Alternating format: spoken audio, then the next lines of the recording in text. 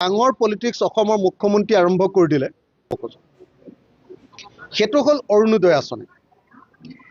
অৰুণোদয় আঁচনিটো এবাৰ আকৌ এটা ডাঙৰ পলিটিক্স অসমৰ মুখ্যমন্ত্ৰী আৰম্ভ কৰি দিলে যে আগত যিমানবিলাক মানুহে অৰুণোদয় পাই আছিলে কেইদিনমানৰ আগতে যোৱা বছৰ যিবিলাক অযোগ্য বুলি ভাবিছিলে তেওঁলোকৰ নামবিলাক কাটিয়ে দিছিলে।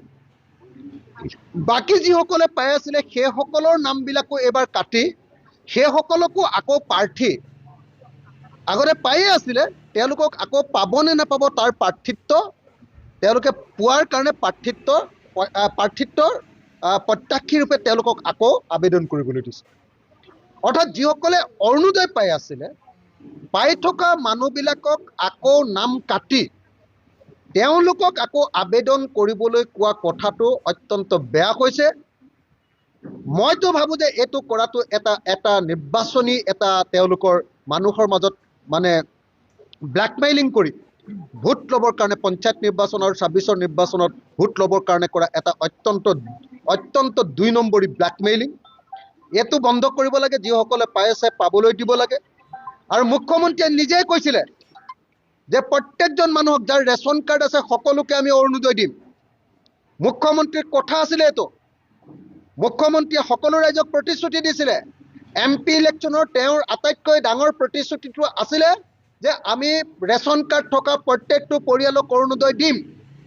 এতিয়া ৰেচন কাৰ্ড থকা প্ৰত্যেকটো পৰিয়ালক অৰুণোদয় দিয়াৰ পৰিৱৰ্তে প্ৰত্যেকটো সমষ্টিত ১০-১২ হাজাৰ অৰুণোদয়ৰ সংখ্যা বঢ়াব বুলি কৈছে। গতিকে সকলো ৰেচন কাৰ্ড থকা মানুহে অৰুণোদয় নাপায়, বহুত মানুহ থাকি যাব। সেইকাৰণে এই মুহূৰ্তত ৰাইজৰ দলৰ দাবীটো হ'ল যদি সঁচাকৈ অসমৰ মহিলাক অৰুণোদয় দিব লাগে সকলোকে দি দিব লাগে। এনেকৈ ব্লেকমেইলিং কৰিবৰ কাৰণে কেইজনমানক দিব, কেইগৰাকীমানক দিব আৰু ক'ব যে যদি তোমালোকে বিজেপি কৰা তেতিয়াহে পাবা।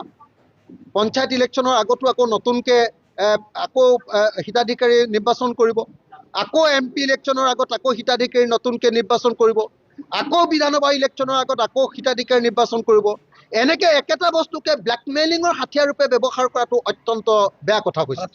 সেইকাৰণে মই শিৱসাগৰত গোলাঘাটত উপস্থিত হৈ অসমৰ মুখ্যমন্ত্ৰী হিমন্ত বিশ্ব শৰ্মাক তেখেতৰ নিৰ্বাচনী প্ৰতিশ্ৰুতি পূৰণ কৰিবৰ কাৰণে যে যাৰ ৰেচন কাৰ্ড আছে সকলোকে অৰুণোদয় দিবৰ কাৰণে আৰু তাতোতকৈ বেছি অসমৰ প্ৰত্যেকগৰাকী মহিলাক অৰুণোদয় দিবৰ কাৰণে মই অসমৰ মুখ্যমন্ত্ৰীক আহ্বান জনাইছোঁ যাতে অৰুণোদয়টো কেতিয়াও তেওঁলোকৰ ব্লেকমেইলিঙৰ হাতিয়াৰ নহয়।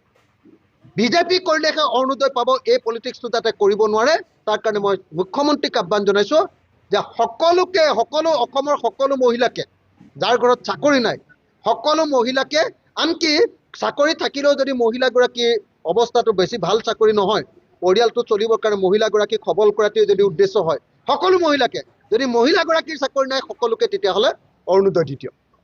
নহ'লে অন্ততঃ তেওঁৰ প্ৰতিশ্ৰুতি অনুসৰি ৰেচন কাৰ্ড থকা সকলোকে দি দিয়ক।